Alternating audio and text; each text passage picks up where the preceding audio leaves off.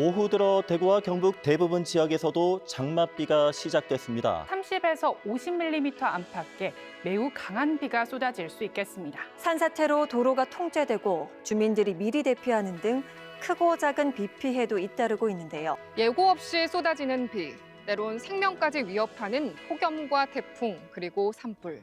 이제 안녕하신가요 대신 안전하신가요라고 인사를 해야 할 만큼 우리 일상은 크고 작은 재난과 사고 앞에 서 있습니다. 여러분의 하루는 안녕하신가요? 아니, 안전하십니까?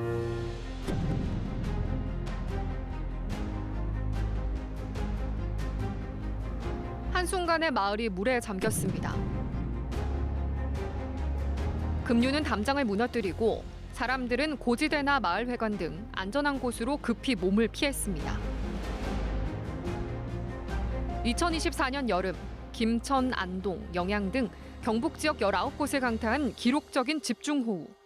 국지성 호우가 반복되며 불과 몇 시간 만에 300mm 넘는 폭우가 쏟아졌습니다. 다수의 마을이 고립되고 농경지는 흙탕물에 휩쓸렸습니다. 기상청은 올해도 장마철 집중호우와 태풍이 동시에 영향을 줄 가능성이 크다고 밝혔습니다. 특히 산지, 계곡 주변 마을은 하천 범람과 산사태 위험에 그대로 노출돼 있습니다.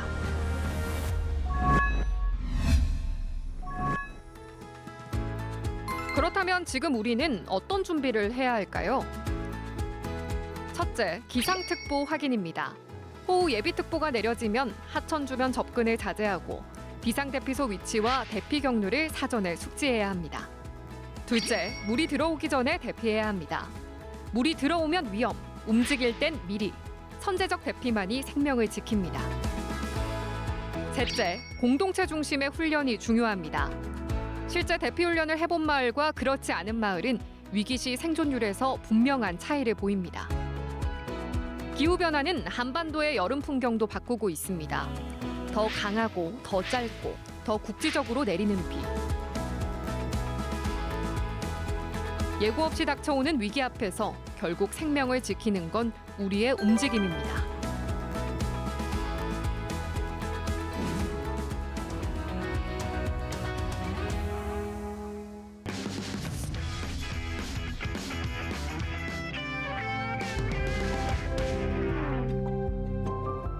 누군가에게는 지나간 한여름의 기억. 하지만 이 마을은 사라지지 않는 상처로 남았습니다. 거센 물살은 삶의 터전을 삼켜버렸고 일상은 한순간에 멈춰섰습니다. 그리고 지금 또다시 그 위기는 임박했습니다. 지난해 여름 큰 물로 삶의 터전이 무너졌던 이곳. 경북 영양군 이반면 금왕리입니다. 그런 이곳에 올해도 어김없이 장마철이 찾아올 텐데요. 과연 마을에선 어떤 대비를 하고 있는지 직접 확인해 보겠습니다.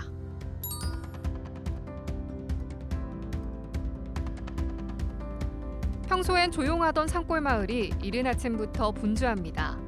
마을 주민 모두가 특별한 교육을 받기 위해 회관에 모인 건데요. 대피나 그러면 그냥 놔보면 돼요. 올해는 먼저 움직이기로 다짐한 주민들. 막연했던 두려움은 구체적인 대비로 바뀌고 있습니다. 어떤 교육이었나요? 앞으로는 우리가 다양한 재난을 대비해가지고 최우선 대피를 어떻게 할 거냐 그런 거에 이제 중점적으로 이제 전달하고 있죠. 왜 대피가 가장 중요할까요? 각종 다양한 뭐 산사태라든가 산불이라든가 이런 거를 대응할 역량이 없습니다. 그래서 가장 먼저 그 위기를 그 재해를 이제 바로 피하는 길밖에 없습니다. 이제 뭐 겸손하게 대피한다든가 이런 걸 지나서 이제는 과잉 대피 쪽으로 지금 하고 있습니다. 과잉 대피요? 네, 과잉 대피입니다. 누군가는 괜한 걱정이 아니냐 말할지도 모릅니다. 하지만 이 마을에선 과잉 대피가 곧 생존의 조건. 오늘 이 자리는 재난 앞에서 망설이지 않기 위한 약속입니다. 누구든 언제든 먼저 움직일 수 있도록 마을 전체가 함께 교육을 받습니다. 한 3시경 됐는데 뭐 잠자리에 이장이 전화를 했더라. 집에 물 안 들어서 그는. 그래가 벌떡 일어나 나왔겠네. 아마 거실에 물이고 막 한 것 차들어오더라고. 집안에 예. 나갈 수가 없어요. 마다 페나이게네 막 전부 동동 떠가 있는데 문을 열 수가 있니까 어연니까. 놀랬지 뭐이 많이. 겁나 무서워 막 떨리고 그래가.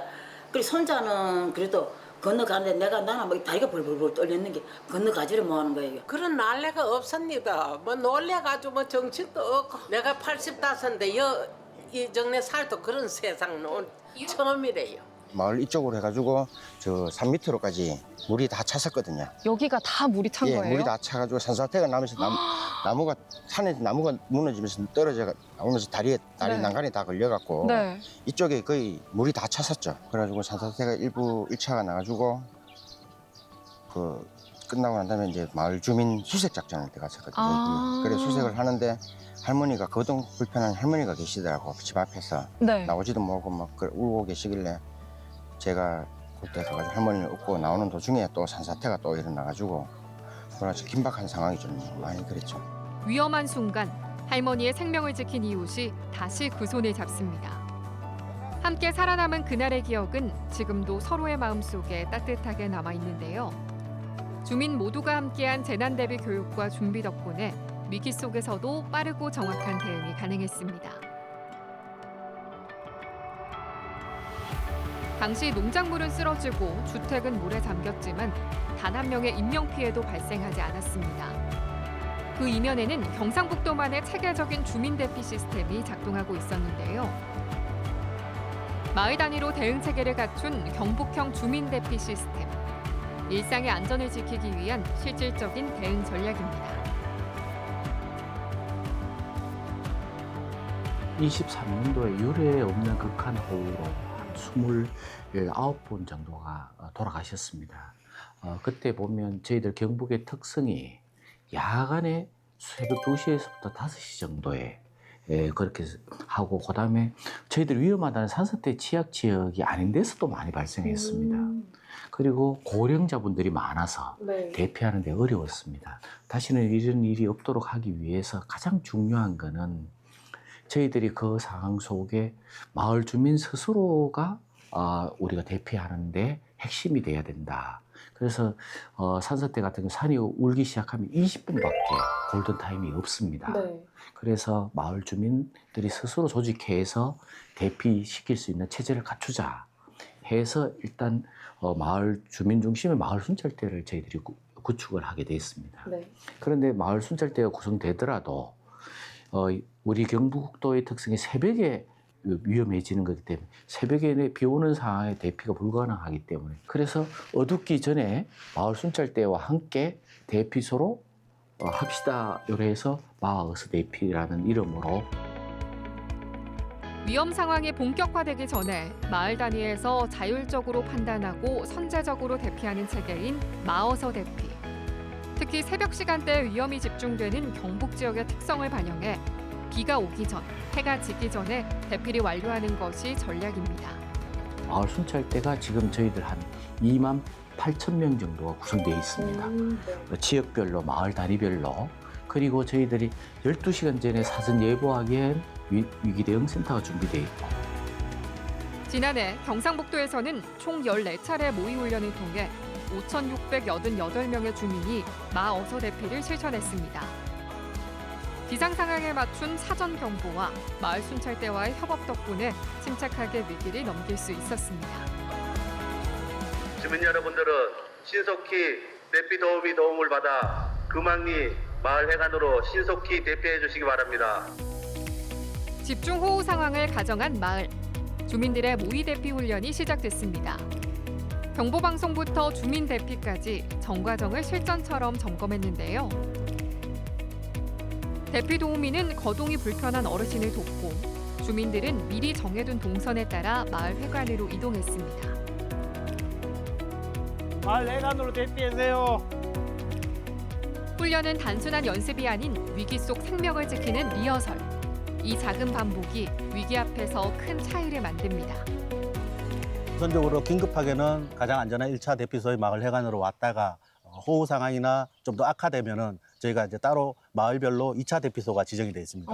좀 더 고지라든가 수해 피해를 막을 수 있는 고지대로 2차 대피를 하게 됩니다.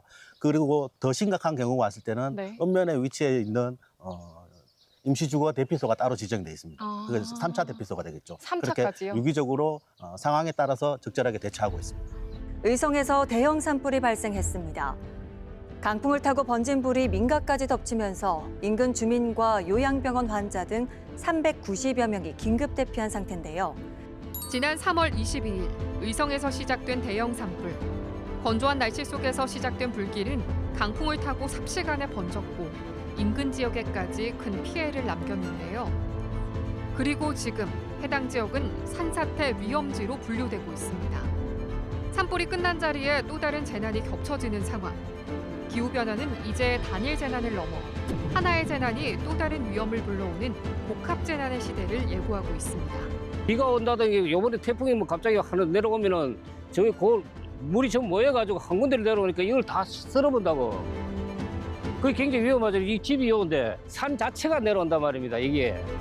산불과 산사태는 흔히 형제 재난으로 불립니다.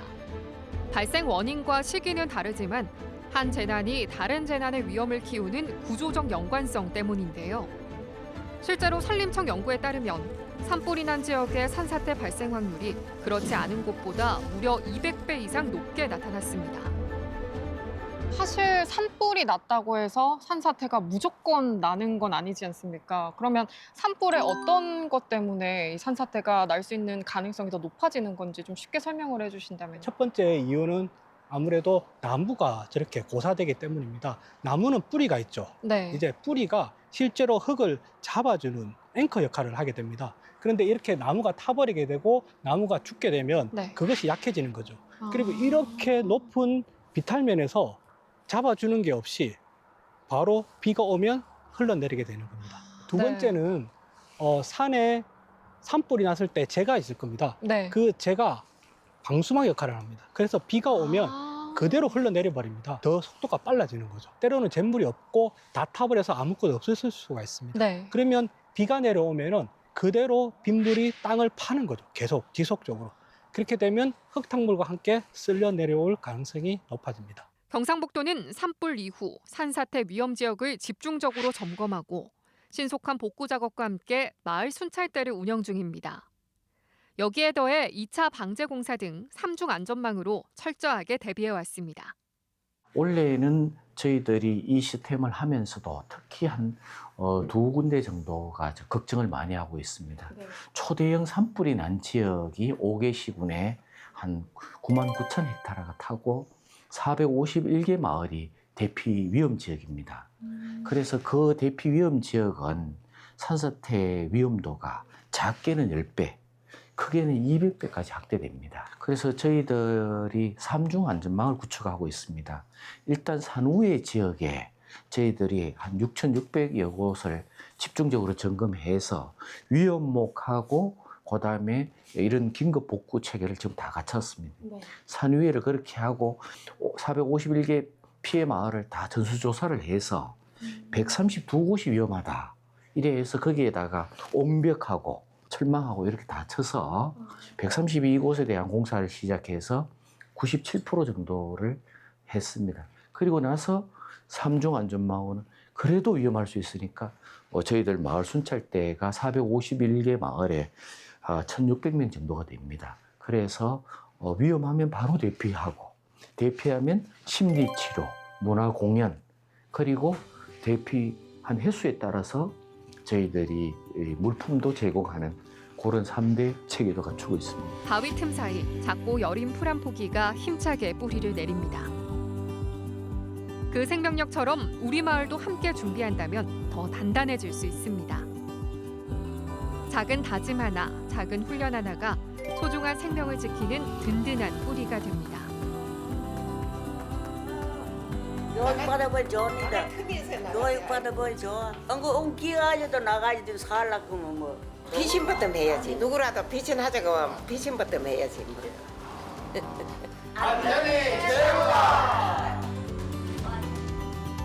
어떤 상황에도 안전이 먼저, 사람이 먼저입니다.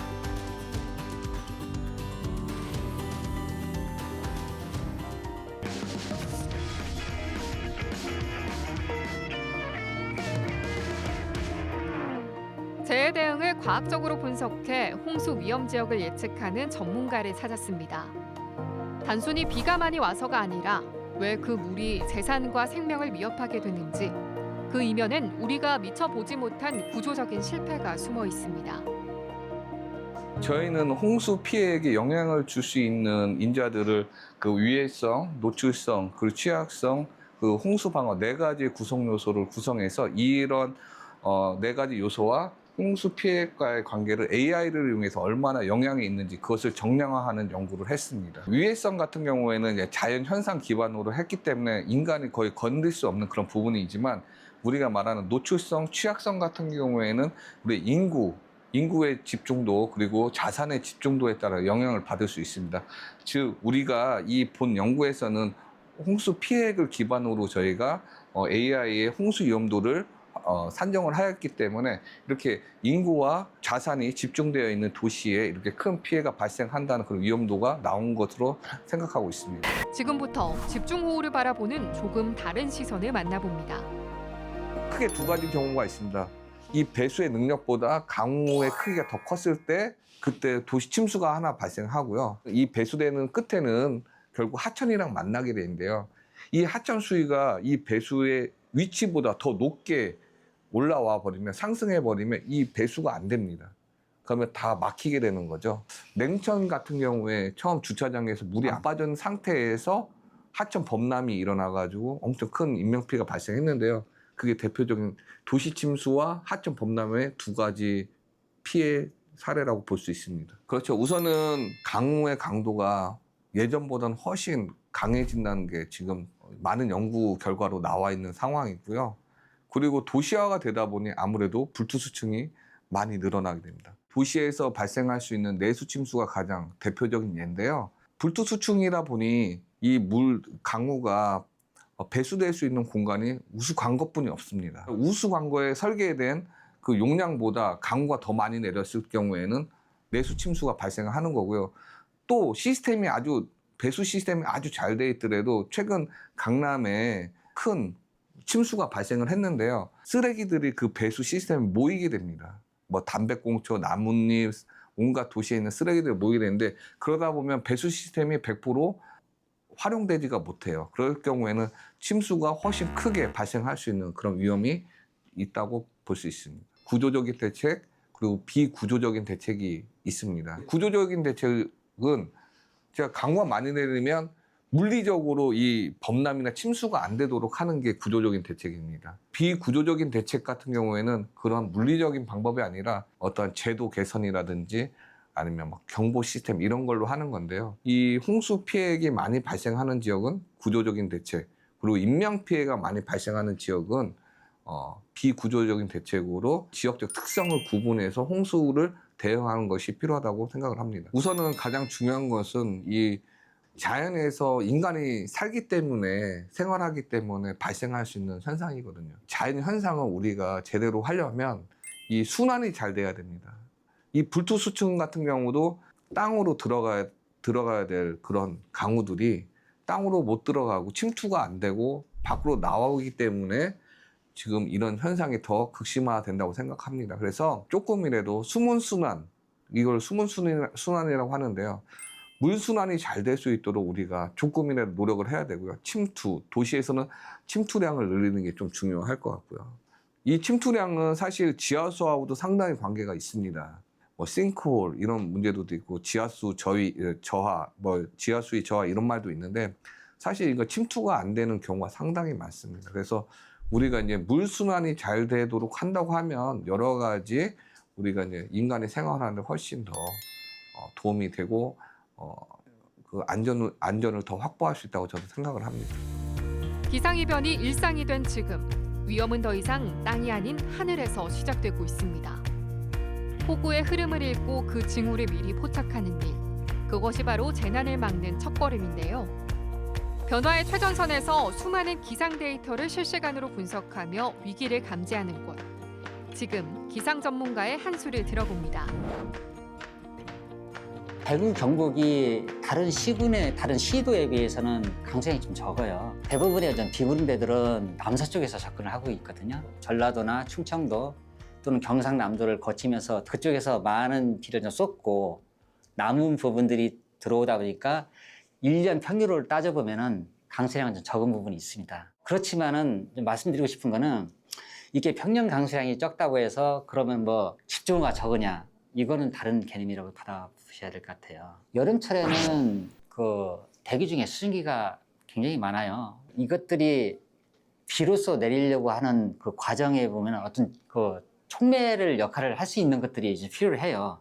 그런 것들이 이제 우리가 흔히 얘기하는 전선 자체가 두 어떤 공기의 성질이 다른, 남쪽으로는 따뜻하고 습한 공기, 북쪽으로는 약간 차고 건조한 공기가 놓여 있으면서 그 기단 차이가 생기다 보면은 차고 건조한 공기는 상대적으로 무거워요. 그리고 따뜻하고 습한 공기는 수증기가 많이 포함될수록 공기는 가볍거든요.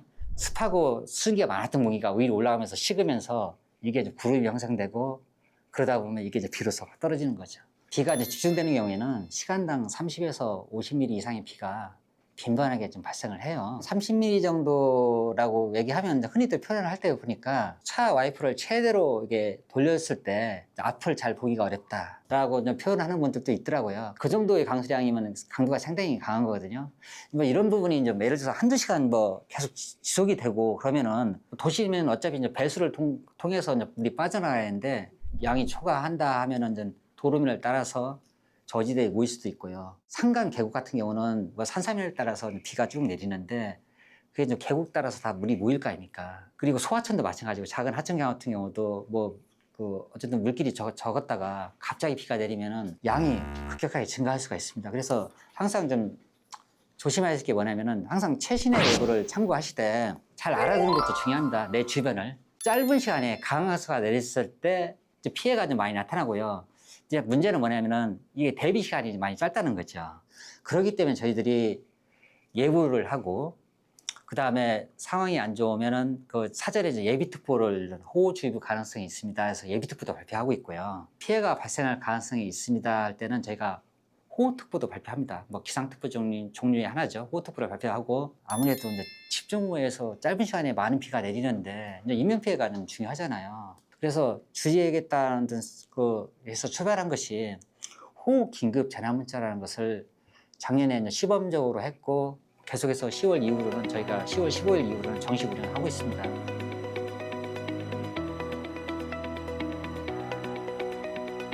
재난문자가 나올 때 삑 하는 40dB 소리와 함께 또 삑삑 소리가 울립니다. 이런 경우에는 문자를 그냥 넘기시지 말고 반드시 확인해서 안전한 곳으로 바로 이동하셔서 대피가 필요합니다. 기상예보를 확인하시고요. 사전에 제가 갈 곳 또는 사는 곳에 있어서 기상특보가 발표가 되어 있는지 그리고 예상이 되는지를 확인하시고요. 그 다음에 혹시 가신 지역에서 호우 긴급 재난문자를 받게 되면은 안전하게 이동을 하실 수 있었으면 좋겠습니다. 안전한 지역으로. 위험 지역에 있다고 판단되실 경우에는. 그런 게 결국은 세 가지 중요 요소는요. 기상예보, 기상특보, 호우 긴급 재난문자라고 말씀을 드리고 싶습니다.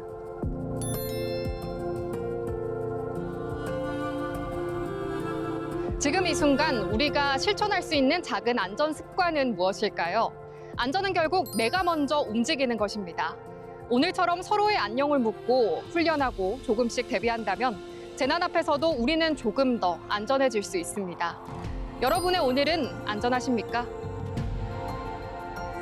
경북에서는 이제 그만 대피하시죠 라고 할 때 뭐라고 할까요? 마 어서 대피하이소. 뭐라고요? 여러분들 집중호우 때문에 대피하려 하니까 막막하셨지예. 그럴 땐 뭐다? 경북형 주민대피 시스템 마 어서 대피 아닙니까? 마을 순찰대와 함께 어두워지기 전에 서둘러 대피하이소 하는 뜻인데예. 민관이 협력하는 전국 유일의 주민중심형 재난 대응 모델입니다. 최우수 위기관리 모델로 뽑혔으니까 마 믿고 같이 대피하이소.